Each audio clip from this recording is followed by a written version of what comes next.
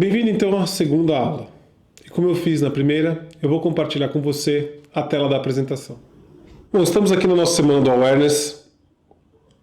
A gente vai começar essa aula falando sobre como treinar a mente. Esse é o tema da nossa aula hoje. E por que isso é importante? Como você já viu no outro vídeo, talvez não tenha visto, né? Como é a nossa jornada? Então, a gente fez a primeira aula sobre a nossa mente e o mundo moderno, e se você não viu, essa aula vai estar disponível para você. Então, veja a aula porque ela é importante para essa aqui. Agora a gente vai ter essa segunda aula que é sobre como treinar sua mente. Depois a gente vai vir para a terceira aula, que são as origens da atenção plena. E por fim, a nossa quarta aula, que é sobre a expansão da consciência e a cura do sofrimento.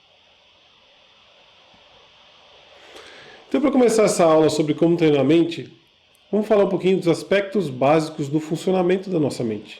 O primeiro ponto é bem importante. E o que é mente, cérebro e corpo? Vamos dar um pouco de explicação a respeito disso. Bom, mente é a parte invisível, ou seja, é a nossa consciência, a imaginação e os pensamentos. Cérebro é o órgão, é a parte tangível, é a parte do corpo que fica aqui dentro da nossa cabeça. E o corpo, que também é tangível, são os músculos, ossos e órgãos que estão, espalhados pelo nosso ser aqui. Então isso é o que a gente chama de mente, cérebro e corpo. Só para a gente meio que dar uma delimitada nos termos. Sobre o nosso cérebro. Bom, tem uma forma que alguns neurocientistas gostam de explicar o cérebro, que ela é simples e para a gente faz sentido, que é o cérebro trino.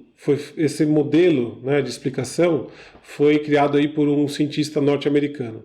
E ele criou esse modelo de explicação através do processo evolutivo do cérebro. Então ele começa nessa parte que a gente chama do cérebro reptiliano, que está ligado aí com a nossa sobrevivência, principalmente, responsável aí por todas as ações instintivas. A segunda parte que veio depois, que a gente compartilha com os mamíferos, é a parte intermediária, que é ligada principalmente à nossa parte emocional e também à memória. Depois veio o neocórtex, e principalmente a parte da frente e atrás da testa aqui, que é o tal do córtex pré-frontal, que é o quê? É a parte mais recente do cérebro e relacionada às decisões racionais, a pensar, a entender e principalmente regular as nossas emoções.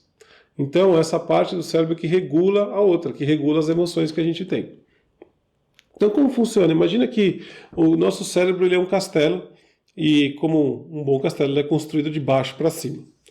Na parte de baixo tem ali os trabalhadores, o pessoal que mora ali no porão, que seria o nosso cérebro reptiliano ali. O que eles fazem? Eles cuidam da casa, se está frio lá fora eles tentam esquentar, se está quente eles tentam esfriar e assim vai. Só que aí, no último andar da casa, mudou uma empresa de cinema. E ela faz vários filmes. Só que essa empresa de cinema não comunica aqui com o pessoal de baixo, tem um muro ali. E o que acontece? Então muitas vezes você está lá filmando, nesse caso aqui é um carinha cantando ali no estúdio, mas poderia estar filmando algo quente, por exemplo, um filme num vulcão. Quando está fazendo isso, o pessoal lá embaixo acha que aquilo está acontecendo de verdade e vai lá tentar esfriar a casa. Na verdade quer dizer o quê? Que a gente cria realidades e o nosso corpo ele acredita. E a gente muitas vezes reage quimicamente àquela realidade que a gente está criando que pode ser ilusória. Então alguns cientistas, eles dizem que nenhum problema é tão ruim que a sua mente não consiga torná-lo pior. Então esse é o ponto, quando a gente começa a reagir em função das nossas ilusões e daquilo que a gente pensa ou divaga. Então para entender um pouquinho mais, vamos falar um pouco do manual da mente. Como a mente funciona? A gente veio com esse corpo, com esse cérebro, e a gente não veio com o manual, não sabe onde está. Eu, pelo menos, não achei o meu. Eu não sei se você achou o seu. Mas hoje a neurociência ela tem conseguido explicar muitas coisas e fazer com que a gente entenda aí algo que é bem importante para a gente e para o nosso dia a dia e para o funcionamento do nosso cérebro, nossa existência aqui. Então, o primeiro dos conceitos básicos e bem importantes da neurociência é a neuroplasticidade. O que é isso? O nosso cérebro ele vai se comportar como um músculo. Então, tudo que a gente estiver treinando ele para fazer, ele vai aprender e, como um músculo, ele vai criar uma certa força ali. Ou seja, quando a gente está fazendo, por exemplo, mindfulness, ele engrossa a parede aqui do nosso córtex pré-frontal, parte de trás aqui da nossa testa. Ou seja, fisicamente ele modifica o cérebro. E tudo que a gente faz tem essa característica. Então, essa aqui é a tela que explica um pouquinho como funciona. Imagina que a gente tem aqui um hábito muito forte, que é essa estrada de ladrilho aqui que vocês estão vendo, onde o homem não está passando por cima. Homem ou mulher. O que acontece? Esse caminho foi criado, a gente criou um hábito e ele está bem presente ali. Só que de repente a gente descobre uma maneira mais rápida de passar, né, nesse lugar. E a gente começa, de tanto que passa, cria um outro hábito que é mais forte que o primeiro. Então você cria aí o tal do caminho neural novo. Então isso que acontece com o nosso cérebro. Isso significa que até o fim da vida a gente consegue aprender coisas novas. Outro ponto importante é, pensar custa. Não pensa que é de graça. Eu estou aqui pensando, fazendo várias coisas, achando que isso não gasta energia. Isso gasta, e muita. Então todas as decisões que a gente toma de manhã, ou as reuniões que a gente participa durante o dia, ou algumas conversas difíceis que tem, etc. Tudo gasta energia mental. Como a gente faz? A gente pode economizar, né? A gente pode decidir, de repente, vou já escolher a roupa que eu vou usar amanhã no dia anterior. Ou seja, no dia seguinte você não precisa pensar nisso, você não gasta aí energia, né, do seu cérebro para pensar. E essa energia ela é reposta todo dia à noite. Por isso que o sono é muito importante. E a maioria das pessoas acha que pode dormir talvez menos de 7 horas, mas não. Só, se não me engano, são 3% das pessoas que têm uma condição genética que permite que elas possam dormir menos de 7 horas e se sentir completamente recuperados. Então, o sono é importante, a gente precisa recuperar essa energia e pensar custa. Outro ponto aqui é o modo multitarefa. O modo multitarefa, como eu disse na primeira aula, ele não existe. O que acontece é que a gente pode fazer 2 tarefas ao mesmo tempo quando uma delas está automatizada, ou seja, gasta menos energia. Se 2 tarefas a gente for fazer ao mesmo tempo e as 2 usarem essa parte do córtex pré-frontal, a parte que pensa, decide, entende, a gente não consegue fazer. O que a gente vai estar fazendo de verdade é a alternância de tarefa sequencial. Então, se você quiser fazer um teste, pega uma caneta e um papel e escreve seu nome. Aí depois, até se quiser parar o vídeo depois que eu der a explicação para você fazer o teste, fique à vontade. Mas você pega o mesmo papel e caneta que você escreveu, né, o seu nome, só que você prepara para escrever o nome, e aí você levanta uma das pernas e faz um círculo para qualquer um dos lados, para a direita ou para a esquerda, enquanto você escreve o nome. Viu o que acontece? Bom, na geral, o que acontece é que ou o nome sai errado ou o círculo não sai perfeito, né? Então é isso, a gente não consegue fazer 2 coisas ao mesmo tempo. A dica é, faça uma, depois faça outra. E o Mindfulness Meditação? O que é isso? Como funciona? Né? Então, primeiro, para falar do Mindfulness, e eu vou dar uma palhinha da terceira aula, o que é? Ele tem mais de 3.500 anos. Essas técnicas foram trazidas lá de trás, principalmente da tradição budista que começou na Índia. E existem a palavra meditação, ou Mindfulness, ela foi criada aqui no Ocidente. Na verdade, as palavras que se usavam na Índia e no Tibete, um era Sati na Índia e Gom no Tibete. Na Índia, Sati significa atenção, concentração e lembrança. Lembrança porque a gente tinha que lembrar de se permanecer atento. Então essa é a parte importante do conceito da Índia. E Gom, no Tibete, significava familiarizar-se com algo. Ou seja, familiarizar-se com a nossa mente. Então era isso que essas práticas procuravam, para a gente entender e mergulhar nas profundezas da nossa mente. No Ocidente já está aqui há 40 anos apenas. E o pessoal sempre confunde e fala, o que é meditação, o que é mindfulness? Bom, a meditação, da maneira com que foi estudada aí, ou trazida pelas tradições budistas, ela é o que a gente chama de mindfulness formal. Uma prática, né, formal, onde que eu vou separar um tempo, eu tenho um lugar, eu vou sentar, geralmente é sentado, e vou fazer esta prática seguindo uma determinada técnica. Né? E o que é o mindfulness? Como é que a gente pode definir isso? Bom, a tradução de mindfulness para o português é atenção plena. E é a capacidade de prestarmos atenção com propósito, no aqui e agora, sem julgamentos. Então a gente treina a nossa mente a notar os pensamentos sem que haja julgamento, né? Sem que a gente fique naquela velha estratégia de gosto, não gosto, quero manter ou quero afastar. E eu vou explicar depois para vocês o porquê que isso é importante. Existe também um efeito para que as pessoas que começam a meditar, elas começam a perceber o quão distraídas elas são. Mas isso elas só conseguem fazer depois de muita prática, que é o efeito Dunning-Kruger, que são dois cientistas, que eles disseram o seguinte, que a nossa competência real é inversamente proporcional à nossa competência percebida. Ou seja, quanto mais a gente pratica, mais a gente tem a condição de perceber que divaga. E, na verdade, a gente está treinando aqui é o músculo da percepção. É isso que é o mais importante durante essas práticas. E a gente tem 3 habilidades que desenvolve durante as práticas de mindfulness. Então, a primeira delas é concentração. O que é? Observar algo com clareza, conseguir manter o foco num objeto ou na atenção em algo por o máximo de tempo que a gente conseguir. A segunda coisa é monitoramento aberto. E no fundo significa perceber tudo o que está acontecendo à volta e a nossa relação, também os julgamentos que a gente tem com essa nossa realidade. E a gente então percebe que a mente, na verdade, cria a percepção de ver como a mente cria sofrimento para si mesma. E em terceiro é a aceitação e bondade, que a gente usa para acalmar e confortar, mas na verdade a gente começa a aceitar a realidade como ela é, e isso traz uma sensação de bondade, de entender que, na verdade, a bondade ela faz parte da nossa natureza. Então, aqui é a definição clássica do mindfulness, que foi criada aí pelo Jon Kabat-Zinn, que é um dos principais cientistas que promove o mindfulness no mundo, que é a consciência que surge quando prestamos atenção com propósito no aqui e agora, sem julgamentos. E como funciona? Bom, primeira coisa a gente vai treinar a não ter um objetivo. É muito fácil a gente sempre querer tirar algo de alguma coisa que a gente está fazendo. Qual o objetivo disso? Por que eu vou fazer isso? Eu quero me desestressar. Então, se muitas vezes as pessoas se aproximam da prática com o objetivo. Eu quero diminuir o estresse, eu quero manter o foco, eu quero ficar melhor do que eu sou. E, no geral, quando as pessoas estão realmente presas nesse objetivo, não dá certo. Então, o geral a gente tem que praticar, treinar a mente, não ter um objetivo. Desabilitar todo o treino que a gente fez durante a vida toda, na verdade. Porque a vida ela é como se fosse um concerto de piano. Ninguém vai ver um pianista, ver um show, para ver simplesmente a última nota correndo, pedir para o pianista tocar correndo logo para poder se livrar disso e ir embora para casa, porque o objetivo foi cumprido. O objetivo de um concerto não é a última nota. O objetivo de um concerto é apreciar a música enquanto ela está sendo tocada.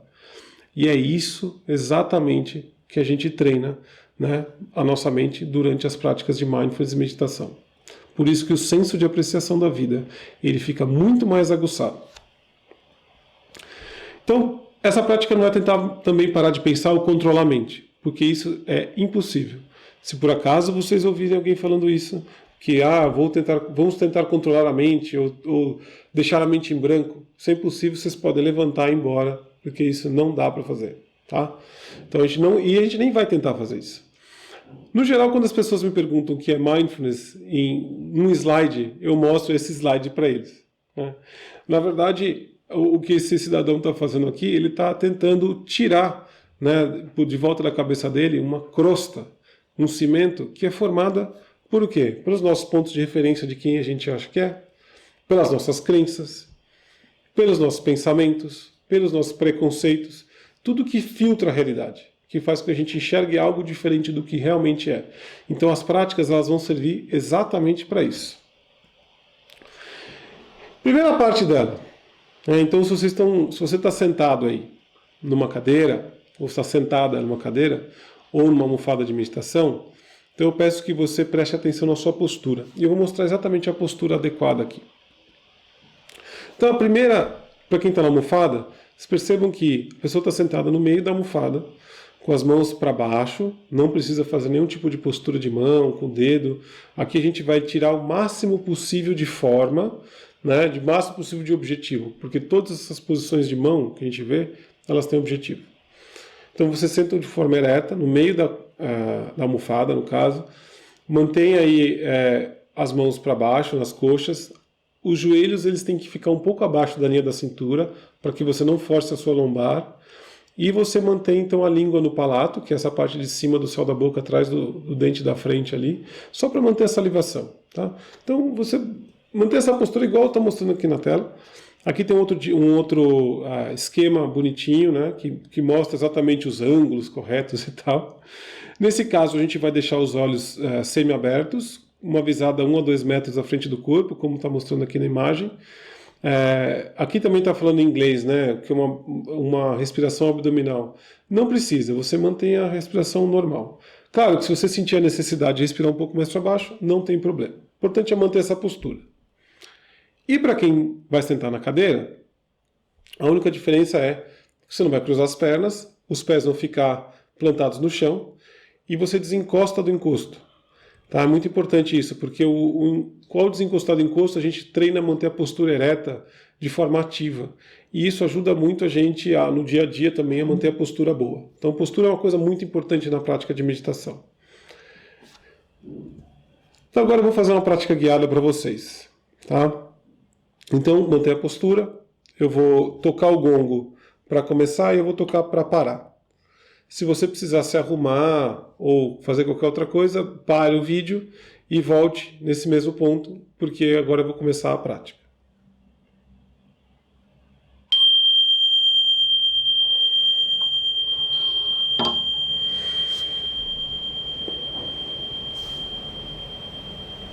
Então respire normalmente, mantenha a postura, perceba o seu corpo, perceba o peso do corpo na cadeira ou na almofada. Comece a perceber o ar entrando e saindo do corpo. Então você inspira mais profundamente,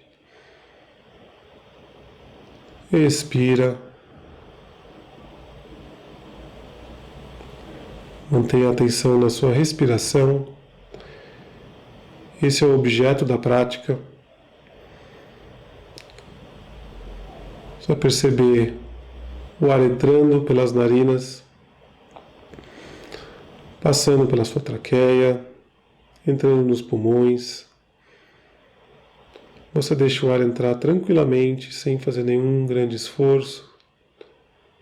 Na hora que os seus pulmões estiverem tranquilos, né, cheios de ar, você começa então a deixar o ar sair.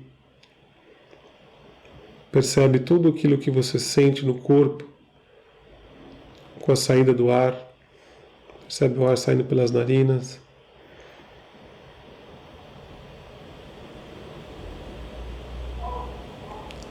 E aí, durante esse tempo, você começa a também perceber que há uma conversa interna. Há uma série de pensamentos que começam a aparecer. E tudo bem. Isso é normal. Isso é natural. O que a gente vai fazer agora é simplesmente, à medida que a gente presta atenção na respiração, quando a gente perceber que foi levado por algum pensamento, a gente simplesmente percebe que está pensando, a gente não julga o pensamento e volta para a respiração.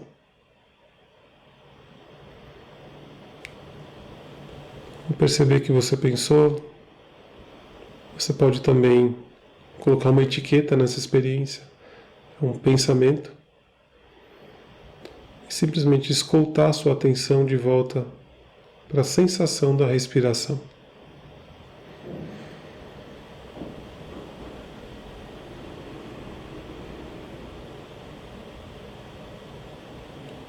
Inspira,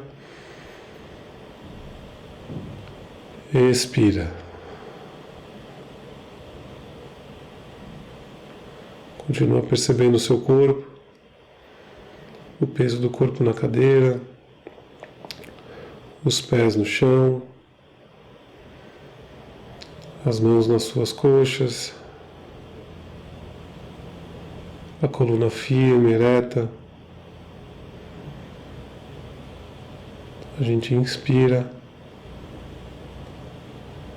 e expira, soltando o ar devagar, tranquilo, relaxado, percebendo todo o caminho desse ar pelo nosso corpo.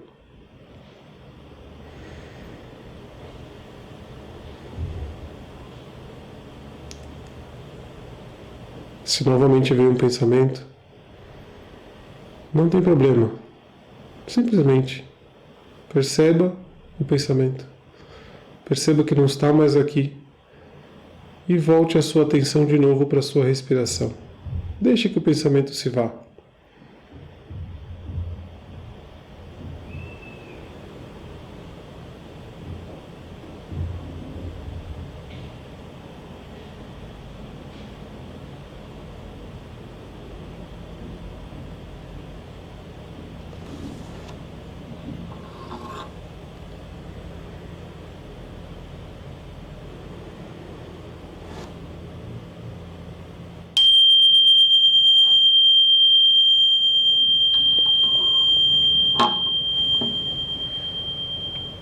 Essa é a prática formal do Mindfulness, né? É o Mindfulness da respiração, a meditação da respiração, em que a gente vai prestar atenção nesse processo da respiração e simplesmente permitir que os pensamentos passem e vão, né? A gente vai treinar o que a gente chama de deixar ir, né? Deixa o pensamento ir, não tem problema.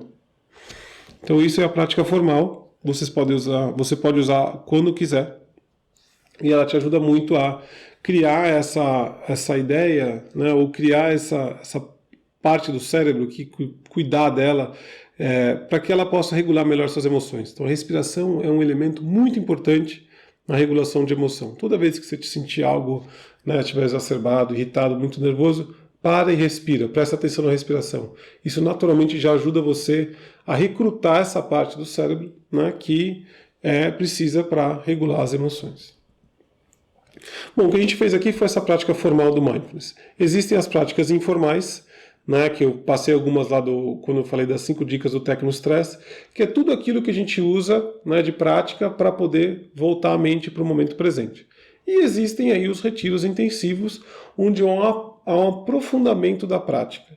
Mas eu só aconselho isso para quem consegue aí, né, ter uma prática regular, já criou o hábito do Mindfulness, da meditação, porque daí você consegue de fato aproveitar bem esses retiros, que são momentos bem importantes. E na próxima aula, a gente vai falar sobre as origens da atenção plena e de onde ela surgiu.